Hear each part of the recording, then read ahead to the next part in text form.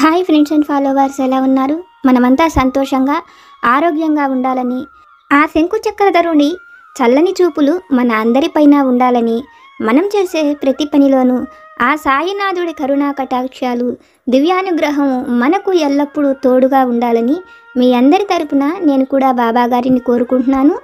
Friends, మన channel ఎవరైనా first time చూస్తుంటే సబ్స్క్రైబ్ చేసుకొని ఒక లైక్ ఇవ్వండి. దానివలన మన సాయినాథుని వీడియోస్ సమస్యల్లో ఉన్న మరికొంతమంది సాయి బంధువులకు చేరతాయి. బాబాగారు మనతో చెప్పే ఆ దివ్య వాక్కులను వినటం వలన బాబాగారి దివ్య అనుగ్రహంతో పాటు మనసుకు సంతోషము, మనం కోరుకున్నవి నెరవేరతాయి అనే ఆనందంతో పాటు బాబాగారు మన కష్టకాలంలో మనతో పాటే ఉన్నారు అనే నమ్మకం కూడా కలుగుతుంది. ఇప్పుడైతే బాబాగారు ఒక చక్కని సందేశాన్ని మనకు అనుగ్రహిస్తున్నారు. బాబాగారు మనతో ఏదైనా ఒక మాట చెప్పారు అంటే అది మన జీవితంలో జరిగే అక్షర సత్యం, మనకు వరప్రసాదం. మనం ప్రతినిత్యము కూడా బాబాగారి దగ్గర మన సమస్యలు తీరాలి అని బాబాగారిని కోరుకుంటూ ఉంటాం. అది మన జీవితానికి సంబంధించిన ఏ సమస్య గురించినైనా బాబాగారినే కోరుకుంటాం. కొన్నిసార్లైతే మనం బాబాగారి దగ్గర అనుకుంటూ ఉంటాం, సాయి నేను కోరుకున్న వాటిని నాకు అనుగ్రహిస్తారో లేదో అనే అపనమ్మకంతో ఉంటాం. అయితే బాబాగారు మనతో చెప్తున్నారు, తల్లి, నువ్వు కోరుకున్నది ఏదైనా అది నువ్వు పొందే రోజు రాబోతున్నది. తల్లి, నీ నమ్మకాన్ని కోల్పోకు. నీ సాయి తండ్రి చెప్పే ఈ మాటలపైన నమ్మకముంచు. నువ్వు కోరుకున్న వాటిని పొందేందుకు నీకు ఓర్పు, సహనం అనేవి ఎంతో అవసరం. ఎందుకంటే తల్లి, జీవితంలో ప్రతి విషయంలోనూ సుఖం అనేదే ఉండదు. కొన్ని సమయాలలో మనం ఊహించని కష్టాలు, మనం ఎదుర్కోలేని సమస్యలు మనకు ఎదురవుతాయి. అయితే తల్లి, నువ్వు కోరుకున్న సంతోషకరమైన మంచి మార్పు నీ జీవితంలోకి వస్తున్నది. ఆ మంచి మార్పును నువ్వు పొందడం కోసం తల్లి, నువ్వు ఎంతో ఓర్పుతో ఉండవలసి ఉన్నది. బిడ్డ, నీకు ఏది కావాలో తెలుసుకొనే నన్ను అడుగుతున్నావు కదా. అయితే నువ్వు కోరినది ఏది నేను ఇవ్వటం లేదు అని ఎంతో నిరాశ చెందుతున్నావు. కొన్నిసార్లు నా పైన నమ్మకాన్ని కూడా కోల్పోతున్నావు. నేను అనుకుంటున్న పని జరుగుతుందో లేదో అని దిగులు పడుతున్నావు. కానీ తల్లి, నేను నిన్ను ఎప్పుడూ విడిచిపెట్టను. నువ్వు అడిగినది నేను నీకు అందించేంత వరకు నేను నీతోనే ఉంటాను. నువ్వు కోరుకున్న గమ్యానికి నేను నిన్ను చక్కగా చేరుస్తాను. ఎందుకంటే తల్లి, నువ్వు కోరుకున్నది నేను నీకు అనుగ్రహిస్తే నువ్వు సంతోషంగా ఉంటావని నాకు తెలుసు. బిడ్డల సంతోషమే తల్లిదండ్రులు కూడా కోరుకుంటారు. కాబట్టి నువ్వు సంతోషించేది ఏదైనా నేను నీకు తప్పక అనుగ్రహిస్తాను. తల్లి, ఆ సంతోషం నీతో శాశ్వతంగా ఉండబోతున్నది అని మన సాయి సమర్థులు ఒక చక్కని సందేశాన్ని మనకు అనుగ్రహిస్తున్నారు. సాధారణంగా మనం అనుకున్నది జరగనప్పుడు మనం ఎంతో బాధపడతాం. అయితే మన సాయి సమర్థులు మనతో చెప్తున్నారు, మనం కోరుకున్న వాటిని తప్పక మనకు అనుగ్రహిస్తానని, ఆ సంతోషం మనతో శాశ్వతంగా ఉండబోతుంది అని బాబాగారైతే మనతో చెప్తున్నారు. బాబాగారు మనకు చెప్పిన ఈ మాటలలోని పరమార్థాన్ని, సత్యాన్ని ఒక చక్కని కథ రూపంలో ఆ తండ్రి వాక్కుల ద్వారానే విని తెలుసుకుందాం. పూర్వం రంగరాయపురం అనే గ్రామంలో సుందరయ్య అనే ఒక రైతు ఉండేవాడు. సుందరయ్యకు 10 ఎకరాల భూమి, ఒక ఇల్లు ఉంటుంది. అతనికి వివాహమయ్యి ఎన్నేళ్లు గడిచినా సంతానం మాత్రం ఉండదు. సుందరయ్య, అతని భార్య వాళ్లకు సంతానం లేరు అనే దిగులుతో చాలా రోజులు గడుపుతారు. కొన్నాళ్లకు సుందరయ్య భార్యకు పండంటి మగబిడ్డ పుడతాడు. అతడు లేక లేక కలిగిన సంతానం అవ్వడంతో సుందరయ్య ఎంతో గారాబంగా పెంచుతాడు. ఆ బిడ్డకు 6-7 సంవత్సరాలు వచ్చేటప్పటికి అతని భార్య కూడా చనిపోతుంది. దాంతో సుందరయ్య ఉన్న ఒక్క కొడుకు రాములను ఎంతో గారాబంగా పెంచుతాడు. దానివలన రాములకు చదువు కానీ ఇంటి పనులు కానీ ఏవీ కూడా రావు. అతనికి ఇంట్లో ఉండటం, తినటం ఇటువంటి సోమరి లక్షణాలు అలవాటవుతాయి. సోమర లక్షణాలు అలవాటైన రాముడికి పని చెయ్యడమన్నా చదవడమన్నా ఎంతో కష్టంగా ఉంటుంది. అది చూస్తున్న సుందరయ్యకు రాముడు ఎలా బ్రతుకుతాడో ఏంటో అన్న దిగులు మరింత ఎక్కువగా అతన్ని బాధిస్తుంటుంది. సుందరయ్య స్నేహితులు రాముడికి వివాహం చెయ్యమని, అలా చెయ్యటం వలన రాముడిలో బద్ధకం పోయి ఇంటి బాధ్యతలు ఖర్చులు అన్నీ అతని మీద పడతాయని, అందువలన ఆ విధంగా చెయ్యమని చెప్తారు. వాళ్ళ ఆలోచన బాగుండి రాముడికి వివాహం చెయ్యాలని తండ్రి ఎంతగానో ప్రయత్నిస్తాడు. కానీ రాములు బద్ధకం తెలిసిన వాళ్ళు ఎవ్వరూ కూడా అతనికి పిల్లనిచ్చేందుకు ముందుకు రారు. ఆ ఊరికి 4 ఊళ్ళ అవతల సుబ్బమ్మ కూతురు లక్ష్మి ఉన్నదని, ఆమెకు తండ్రి కూడా లేడని, ఆస్తిపాస్తులు ఏవీ లేవని, వాళ్ళు వివాహం చేసేందుకు ధనం కూడా వాళ్ళ దగ్గర లేని ఒక పేదింటి పిల్ల ఉన్నదని, ఆ పిల్ల పేరు లక్ష్మి అని ఆ ఊళ్ళో తెలిసిన వాళ్ళు ఆ పిల్ల గురించిన వివరాలను సుందరయ్యతో చెప్తారు. సుందరయ్య తన కొడుక్కి కట్నం ఇవ్వలేకపోయినా, పెళ్లి ఖర్చులు పెట్టలేకపోయినా పర్వాలేదని, అతను ఆ అమ్మాయిని తన కొడుక్కు ఇచ్చి పెళ్లి చేసేందుకు ఇష్టపడుతున్నానని, అక్కడకు వెళ్ళి లక్ష్మిని చూసి లక్ష్మిని తన కోడలుగా చేసుకునేందుకు అతను ఒప్పుకుంటాడు. లక్ష్మితో రాములకు వివాహం జరుగుతుంది. మొదట్లో రాములు పద్ధతిని చూసిన లక్ష్మి అతనికి చెప్పేవాళ్ళు లేక అలా సోమరితనం అలవాటైందేమో, చెప్తే భర్త మారతాడని అనుకుంటుంది.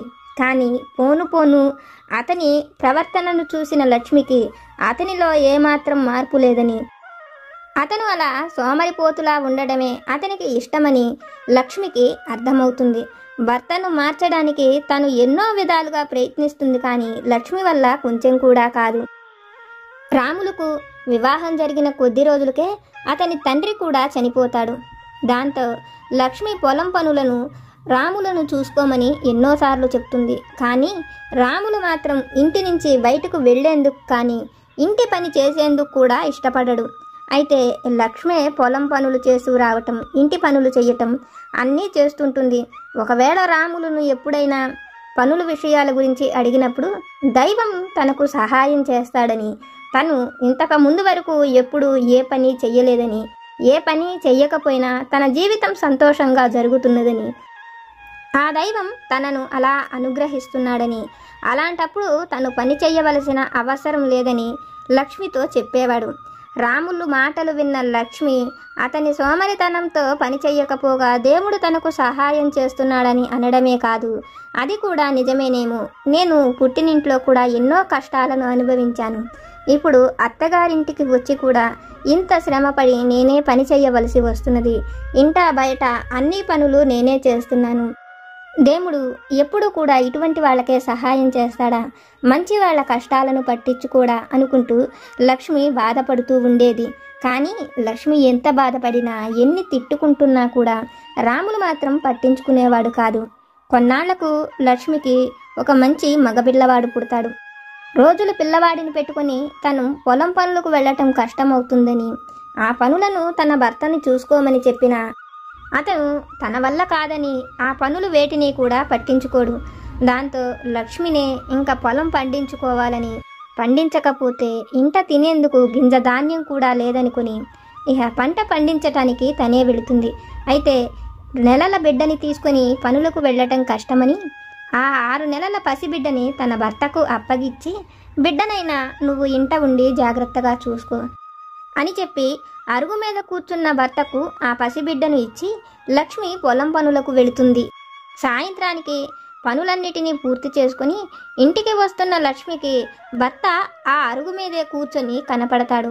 కనీసం తను లోపలకు వెళ్ళి ఇంట్లో ఏ పని చెయ్యలేదని, బిడ్డను కూడా పట్టించుకోకుండా ఈ అరుగు మీద కూర్చోబుద్ధి ఎలా అవుతున్నదో, కనీసం పొద్దున్నుంచి ఆ పశువులకు అన్ని కుడితి నీళ్ళైనా పెట్టాడో లేదో, ఏ విషయాలను పట్టించుకోవట్లేదు అనుకుంటూ భర్తను తిట్టుకుంటూ తల మీద గడ్డి మోపుతో లోపలకు వచ్చిన లక్ష్మికి అక్కడ ఆ ఎడ్లు 2 కూడా పొద్దున్నుంచి ఆహారం లేకుండా, నీరు కూడా లేకుండా ఉండేసరికి పక్క పక్కనే ఉన్న 2 ఎడ్లు ఒకదాని మీద ఒకటి కోపంతో కొట్టుకోసాగుతుంటాయి. ఆ సమయంలో అదే సమయానికి అక్కడకు వచ్చిన లక్ష్మికి పాకుతూ పసిబిడ్డ ఎడ్ల వైపుకు వెళ్ళటం చూస్తుంది. ఎడ్లు కాళ్ళ కింద కనుక ఆ బిడ్డ పడితే బతకడని లక్ష్మి తన తల మీద ఉన్న గడ్డి మూపును కింద పడేసి పెద్దగా అరుస్తూ ఆ పిల్లవాడి వైపుకు పరిగెత్తి ఆ బిడ్డను తన చంకన ఎత్తుకొని తను ఇంకా ఒక్క క్షణం కూడా ఆ ఇంట ఉండనని, అతని సోమరితనానికి ఆ బిడ్డ చనిపోయేవాడని బాధపడుతుంటుంది. అయితే భార్య మాటలు విన్న రాములు మాత్రం, నువ్వు వచ్చి బిడ్డను కాపాడావు కదా, ఎందుకు ఈ విషయం గురించి బాధపడుతున్నావు? వాడికి దేవుడు ఇచ్చిన ఆయుష్ గట్టిదైతే వాడు తప్పకుండా బ్రతుకుతాడు. ఇప్పుడు నువ్వు వచ్చి కాపాడినట్లే. ఆ సమయానికి ఎడ్లు కొట్టుకోవడమైనా ఆపచ్చు, లేదా మరెవరైనా వచ్చి కాపాడవచ్చు. వాడి ఆయుష్ అనేది గట్టిదైతే మనమేమీ చెయ్యక్కర్లేదు, నారు పోసిన దేవుడే నీరు కూడా పోస్తాడు అంటూ అతను చేసిన పనిలో తప్పేమీ లేదన్నట్లుగా చెప్తుంటాడు. భర్త వైఖరిని చూసి అతనిలో మార్పు రాకపోగా అతని మాటలకు తనకు కోపం కలుగుతున్నదని, ఇంకా తను ఒక్క క్షణం కూడా అక్కడ ఉండలేనని, ఇక్కడ చేసుకునే పని మరెక్కడైనా చేసుకుంటే నేను నా బిడ్డ ఎంతో ప్రశాంతంగా సంతోషంగా బతుకుతామని లక్ష్మి బిడ్డను తీసుకుని తన పుట్టింటికి వెళ్ళిపోతుంది. అయితే లక్ష్మి అలా వెళ్ళినా రాములకు కొంచెం కూడా బాధ కలగదు. అతను తన సోమరితనాన్ని విడిచిపెట్టకుండా భార్య వెళ్ళేటప్పుడు బయట ఏ అరుగు మీద కూర్చొని ఉన్నాడో అక్కడే కూర్చొని ఉంటాడు. అర్ధరాత్రి సమయానికి అటువైపుగా ఒక పిశాచం వెళుతూ కనపడుతుంది. ఆ సమయంలో అతను అక్కడ ఎందుకు ఉన్నాడా అని పిశాచం అక్కడే నిలబడి చూసిన రాములు, నువ్వు నాతో ఏదో మాట్లాడదలుచుకున్నావు కదా, సరే మాట్లాడదు గాని ఆ మంచాన్ని వాల్చు, నేను దాని మీద కూర్చొని నీతో మాట్లాడతాను అని చెప్పనని అంటాడు. రాములు బద్ధకం చూసిన పిశాచం, నువ్వు కూడా నా ఓటి వాడివే, సోమరితనంగా కూర్చున్న దగ్గర నుంచి కదలటలేదు, కాబట్టి నువ్వు కూడా నా ఓటి వాడివే కనుక నేను నీకు తప్పక సహాయం చేస్తాను. ఈ మంచం వాల్చటమే కాదు, నీకు కొంత ధనాన్ని కూడా ఇస్తానని తన వెంట రమ్మనమని చెప్తుంది. అయితే ఆ సమయంలో రావాలా అని బద్దకిస్తున్న అతనితో, నువ్వు ఈ క్షణం వస్తే నేను నీకు ఆ ధనం అప్పగించేసి వెళతాను. ఆ ధనంతో నువ్వు మరింత ప్రశాంతంగా పనివాళ్లను కూడా పెట్టుకొని ఇంకా సుఖంగా జీవించొచ్చని చెప్తుంది. పిశాచి మాటలు విన్న రాములు సరేనని తన వెంట బయలుదేరతాడు. పిశాచం ఒక పలుగు పారా తీసుకుని రాముల్ని తన వెంట రమ్మనమని చెప్తుంది. పిశాచం మాటలు విన్న రాములు, నేను అడిగితే నువ్వు ఆ ధనం ఇవ్వటలేదు, నీ అంతటా నువ్వే ఇస్తున్నావు కదా, కాబట్టి పలుగు పారా కూడా నువ్వే తీసుకుని రమ్మనమని చెప్తాడు. అతన్ని బద్ధకం చూసిన పిశాచం, నేను కూడా నీలాగా బద్ధకస్తున్నే కానీ మరి నీ అంత బద్ధకస్తుణ్ణి కాను, ధనం ఇస్తాను రమ్మనమనటమే కాకుండా పలుగు పారను కూడా నన్నే మూసుకురమ్మనమంటున్నావు, సరే పద అని చెప్పి ఆ పిశాచం పలుగు పారను తీసుకుని రాముణ్ణి తన వెంట పెట్టుకుని అడవి మార్గానికి బయలుదేరుతుంది. ఇద్దరూ కలిసి అడవిలో కొంత దూరం నడుస్తున్న సమయంలో రాములు, మనం మాట్లాడుకోకుండా నడుస్తుంటే నాకేమీ తోచటం లేదు, అందుకని నువ్వు పిశాచంగా ఎలా మారావో చెప్పమని ఆ పిశాచాన్ని అడుగుతాడు. అందుకు పిశాచం, నేను నీలాగా బద్ధకస్తుణ్ణి, నా తండ్రి ఉన్నన్నాళ్ళు ఏ ఒక్క పని కూడా చేయలేదు, ఆఖరికి నా తండ్రి నా చెల్లికి వివాహం చేసేందుకు ముహూర్తాన్ని సిద్ధపరిచి కొంత ధనాన్ని తీసుకువచ్చేందుకు పట్నం బంగారం తీసుకుని వెళ్ళి ఆ బంగారాన్ని అమ్మి ధనం చేసి తీసుకుని వద్దాము రమ్మనమని నన్ను తోడు రమ్మనమని అడిగినా కూడా వయసులో పెద్దవాడైన నా తండ్రి బంగారం అమ్మేందుకు ఒంటరిగా వెళుతున్నాడు, నా తండ్రికి ఏదైనా ప్రమాదం జరుగుతుందేమో అని నేను కొంచెం కూడా ఆలోచించలేదు. సోమరితనంతో ఇంట్లో ఉండిపోవాలని ఆలోచించిన నేను నా తండ్రితో వెళ్లేందుకు కొంచెం కూడా ఒప్పుకోలేదు. నా తండ్రి మాత్రం నా చెల్లికి ఎలా అయినా వివాహం చెయ్యాలని అతను ఒక్కడే అడవి మీదుగా వెళ్ళి ఆ బంగారాన్ని అమ్మి ధనం చేసుకుని తిరిగి వస్తున్న సమయంలో అతని దగ్గర ధనం ఉందని తెలుసుకున్న దొంగలు మా తండ్రిని చంపేందుకు ఎమ్మట పడ్డారు. అయితే మా నాన్న కొంచెం తెలివిగా ఆ బంగారాన్ని ఒక మర్రి చెట్టు కింద దాచి దొంగలకు కనపడకుండా వేరే మార్గం నుంచి రావాలని ప్రయత్నించాడు.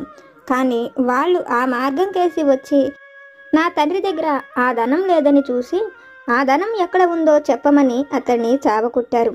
వాళ్ళ చేతుల్లో చనిపోయేందుకు కూడా నా తండ్రి ఇష్టపడ్డాడు, కానీ ఆ ధనం ఎక్కడ ఉందో వాళ్లకు చెప్పలేదు.